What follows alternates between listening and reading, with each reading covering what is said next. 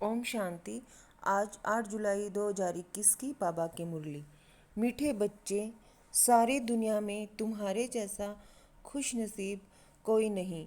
तुम हो राज ऋषि। तुम राजाई के लिए राजयोग सीख रहे हो। मीठे बच्चे, सारी दुनिया में तुम्हारे जैसा खुश नसीब कोई नहीं। तुम हो राज ऋषि। तुम राजाई के लिए राजयोग सीख रहे हो। प्रश्न: निराकार बाप में कौन से संस्कार है जो संगम पर तुम बच्चे भी धारण करते हो?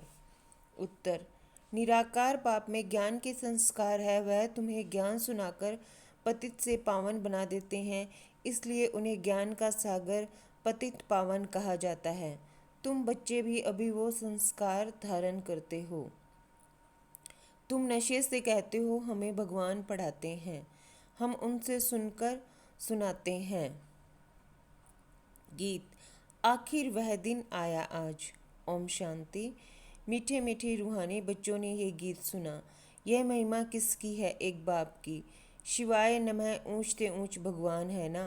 बच्चे जानते हैं वह हमारा बाप है। ऐसे नहीं कि हम सभी बाप हैं। गाया भी जाता है सारी दुनिया ब्रदरहुड है। सन्यासी अथवा विद्वानों के कहने अनुसार ईश्वर सर्वव्यापी कहने से जैसे कि फादरहुड हो जाता है, ब्रदर होने से बाप तो सिद्ध होता है जिससे वर्षा मिलना है। फादरहुड है तो फिर वर्षे की बात ही नहीं है। बच्चे जानते हैं हम सभी आत्माओं का बाप एक है। उनको कहा ही जाता है वर्ड गॉड फादर। वर्ड में कौन है? सभी ब्रदर्स हैं, आत्माएं हैं। सबका गॉड फादर एक ही है। उस बाप की सभी प्रार्थना करते हैं। एक की ही बंदगी व पूजा होनी चाहिए। वह है सतो प्रधान पूजा। यह भी समझाया है ज्ञान, शक्ति, ज्ञान, भक्ति और वैराग्य। बाप ज्ञान देते हैं सदगति के लिए। सदगति कहा जाता है जीवन मुक्ति धाम को। यह आत्मा को बुद्धि में धारण करना है। हमारा घर शांति धाम है। उसको मुक्ति धाम, निर्वाण धाम भी कहा जाता है। सबसे अच्छा नाम है शांति धाम। यहाँ तो आर्गन्स होने के कारण आत्मा टोकी में रहती है, बोलना पड़ता है। सूक्ष्म वतन में है मूवी, इशारे में बात होती है, आवाज़ नहीं होती। तीनों लोगों को भी तुम जान गए हो। मूल वतन, सूक्ष्म वतन, स्थूल वतन। बुद्धि में यह अच्छी रीति बैठा है। मनुष्य सृष्टि के लिए ही गाया जाता है कि यह सृष्टि चक्कर लगाती है। उसको कहा जाता है वर्ल्ड की हिस्ट्री ज्योग्राफी। मनुष्य ही तो उसको जानेंगे ना। वर्ल्ड की हिस्ट्री ज्योग्राफी सुनाते हैं। ऊंच से ऊंच बाप है। वर्ल्ड की हिस्ट्री ज्योग्राफी कैसे रिपीट होती है वही जानते हैं। इस चक्र को जानने से ही तुम चक्रवर्ती राजा बने हो। गाते भी हैं देवताएं संपूर्ण निर्विकारी हैं। लक्ष्मी नारायण के चित्र है ना, वह संपूर्ण निर्विकारी और अपने को कहते हैं संपूर्ण विकारी। सतयुग में है संपूर्ण निर्विकारी अथवा संपूर्ण पावन। कलयुग में है संपूर्ण विकारी, संपूर्ण पतित। भारत की ही बात है। यह बाप ही आकर बुद्धि में बिठाते हैं और कोई नहीं जानते हैं। उन्होंने तो सतयुग को लंबा समय दे दिया है। समझते हैं लाखों वर्ष पहले सतयुग था, तो किसी की बुद्धि में ये बात आती ही नहीं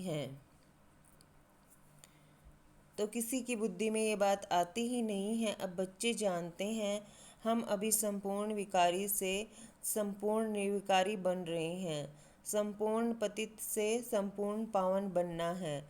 बाप समझाते हैं आत्मा में ही खाद पड़ी हुई है। गोल्डन एज से अब आयरन एज बन गई है। यह आत्मा की भेंट की जाती है।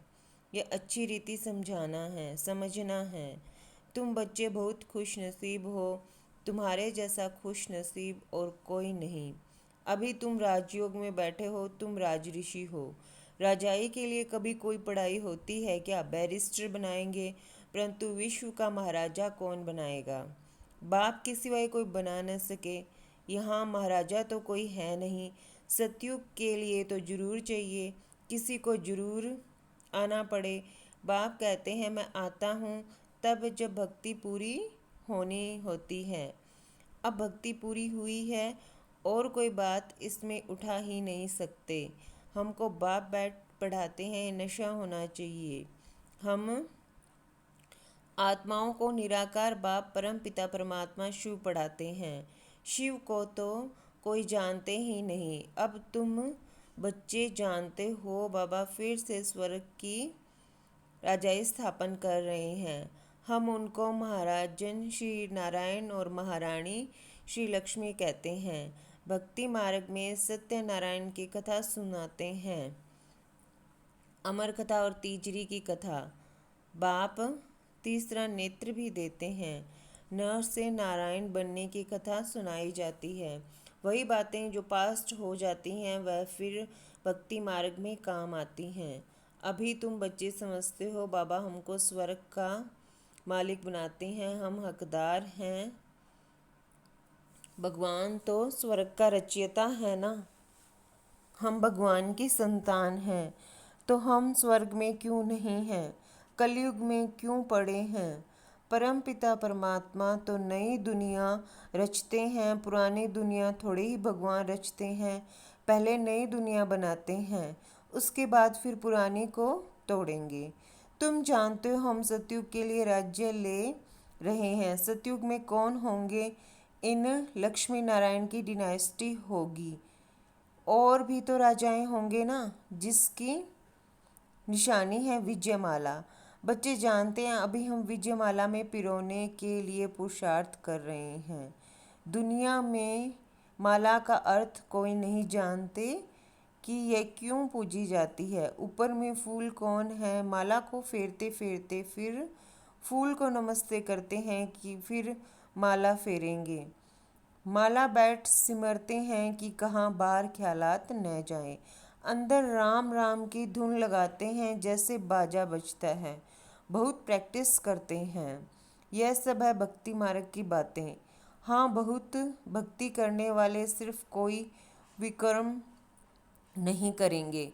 बहुत भक्ति करने वाले के लिए समझेंगे कि यह सत्यवादी होगा। मंदिर में माला रखी होगी, माला फेरते मुख से राम राम कहते रहेंगे। बहुत लोग समझते हैं कि भक्ति में पाप नहीं होता। कहते हैं नौधा भक्ति से मनुष्य मुक्त हो जाते हैं, परंतु होता कुछ भी नहीं।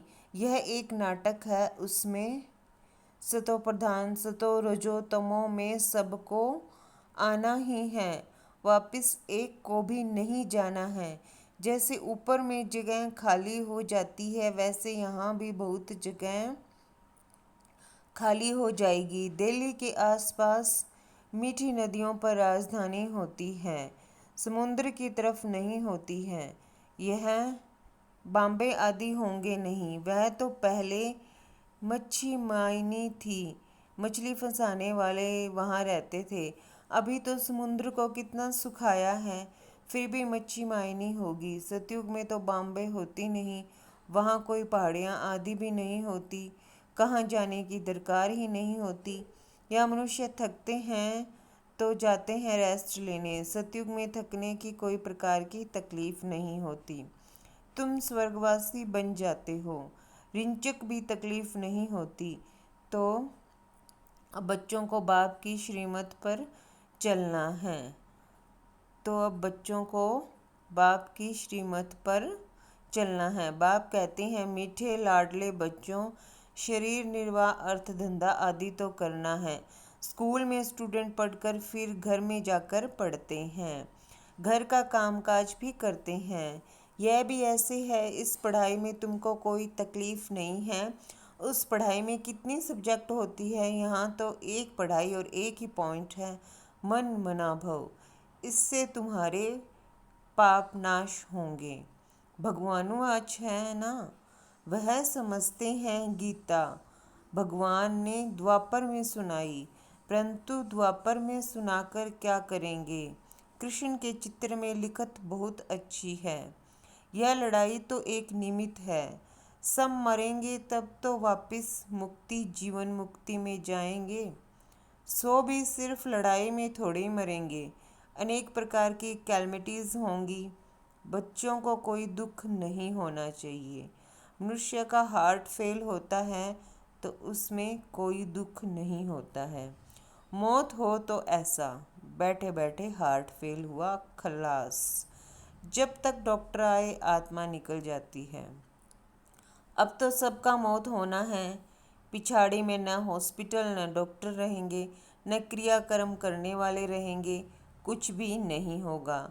सबके प्राण तन से निकलेंगे। मूसलाधार बरसात पड़ेगी, मूसलाधार बरसात पड़ेगी। मौत में कोई देर थोड़े ही लगेगी। कोशिश कर रहे हैं ऐसे बॉम्ब्स बनाएं जो मनुष्य फट से मर जाएं। ऐसे ऐसे बॉम्ब्स बनाते रहते हैं, बॉम्ब्स की इम्प्रूवमेंट करते हैं। ये ड्रामा में नूंद है, ड्रामा में बना बनाया खेल है। कल्प कल्प विनाश होना है। सतयुग में तुमको यह ज्ञान रहेगा नहीं, बाप को ही आकर ज्ञान देना है। स्थापना हो गई फिर ज्ञान की बात ही नहीं रहती। फिर जब रावण राज्य शुरू होता है तो भक्ति शुरू होती है। अब भक्ति पूरी होती है। अब तुमको योग बल से पावन बनना है। पावन बनने से ही सुख धाम शांति धाम में जा सकते हैं। चार्ट रखना पड़े, यह तो समझ गए हो। हमको बाप को याद कर तमो प्रधान से सतो प्रधान यहाँ बनना है। ऐसे कोई शास्त्र आदि में लिखा हुआ नहीं है। बच्चों ने गीत सुना, आखिर वह दिन आया आज जबकि भारतवासी फिर राजाओं के राजा बनते हैं, राजाओं के राजा अथवा महाराजा बनते हैं। पीछे त्रेता में होते हैं राजा रानी। फिर जो पूज्य महाराजा महारानी थे वह द्वापर में वाम मार्ग में आकर पुजारी बन जाते हैं। आपे ही पूज्य आपे ही पुजारी हो जाते हैं। बाप कहते हैं मैं पुजारी नहीं बनता हूँ, देवताएं पूज्य होते हैं, मैं नहीं बनता, न ही पुजारी बनता हूँ। भारतवासी देवी देवताओं के ही मंदिर बनाकर उनका पूजन करते हैं। लक्ष्मी नारायण जो पहले पूज्य थे फिर भक्ति मार्ग में वही शिव बाबा के पुजारी बनते हैं। जैसे शिव बाबा ने महाराज महारानी बनाया, उनके फिर मंदिर बनाकर पूजा करते हैं। विकारी भी कोई फट से नहीं बनते हैं, आहिस्ते आहिस्ते बनते हैं। निशानी भी देवताओं की वाम मार्ग में दिखाते हैं। जो पूज्य लक्ष्मी नारायण थे वही फिर पुजारी बन जाते हैं। पहले पहले शिव का मंदिर बनाते हैं, उस समय तो हीरों को कट कराए लिंग बनाते हैं पूजा के लिए। यह किसी को भी पता नहीं है कि परमात्मा छोटी सी बिंदी है। यह तुम अभी समझते हो कि बड़ा लिंग नहीं है। मंदिर तो बहुत बनाएंगे, राजा को देख प्रजा भी ऐसे करेगी। पहले पहले शिव बाबा की पूजा होती है, उसको कहा जाता है अव्यभिचारी सतो प्रधान पूजा। फिर सतो रजो तमो में आते हैं। तुम रजो तमो में आए हो तो नाम ही हिंदू रख दिया है। असूल थे देवी देवताएं। बाप कहते तुम असूल देवी देवता धर्म के हो, परंतु तुम बहुत पतित बन गए हो, इसलिए अपने को देवता कहला नहीं सकते हो, क्योंकि अपवित्र हो। हिंदू नाम तो बहुत देरी से रखते हैं, हिंदू नाम तो बहुत देरी से रखते हैं। अभी तुम समझते हो हम सो पूज्य थे, अभी संगम युग पर न पूज्य हैं न पुजारी हैं। तुम क्या करते हो? श्रीमत पर पूज्य बन रहे हो, औरों को भी बना रहे हो। तुम हो ब्राह्मण, तुम्हारी आत्मा पवित्र होती जाती है। पूरा पवित्र होंगे तो यह पुराना चोला छोड़ना पड़ेगा। बाप कहते हैं बिल्कुल सहज है, बूढ़ी माताओं को धारणा नहीं होती है। बाप कहते हैं यह तो समझते हो कि हम आत्मा हैं। आत्मा में अच्छे व बुरे संस्कार होते हैं।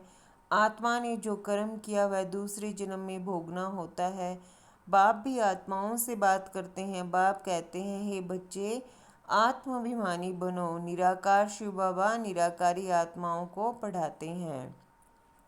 निराकार बाबा में ज्ञान के संस्कार हैं, शरीर तो उनको है नहीं।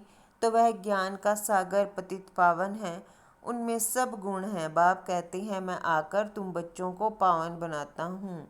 युक्ति कितनी सहज है। अक्षर ही एक है, मन मना भव मामेकम याद करो। याद से ही तुम्हारे विक्रम विनाश होंगे। यह भी जानते हो अभी हम ब्राह्मण हैं, फिर सूर्यवंशी, चंद्रवंशी, वैश्य, शूद्रवंशी बनेंगे। हम इस 84 के चक्र में आएंगे, ऊपर से नीचे उतरेंगे, फिर बाबा आएंगे।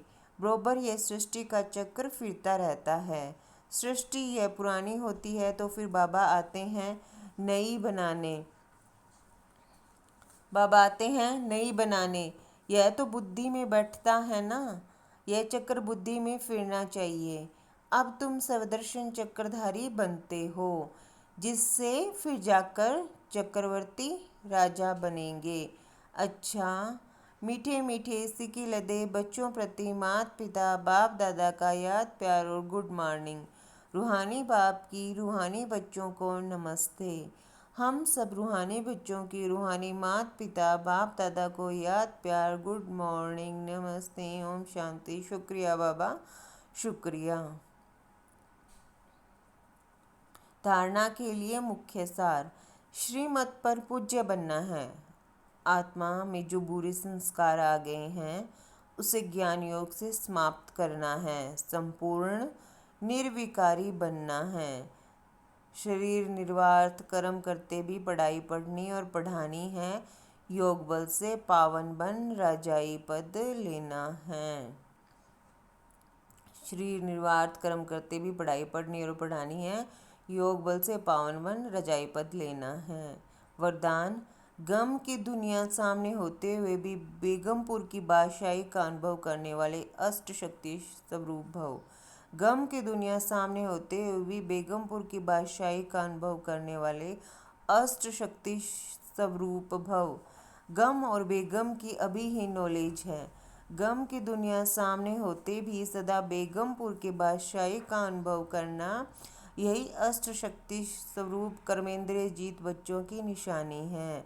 अभी ही बाप द्वारा सर्व शक्तियों की प्राप्ति होती है। लेकिन अगर कोई न कोई संग दोष व कोई कर्मेंद्रिय के वशीभूत हो, अपनी शक्ति खो लेते हो, तो जो बेगमपुर का नशा व खुशी प्राप्त है वह स्वतः ही खो जाती है। बेगमपुर के बादशाह भी कंगाल बन जाते हैं। स्लोगन है, दृढ़ता की शक्ति सदा साथ हो तो सफलता गले का हार है। दृढ़ता की शक्ति सदा साथ हो तो सफलता गले का हार है। अच्छा, ओम शांति।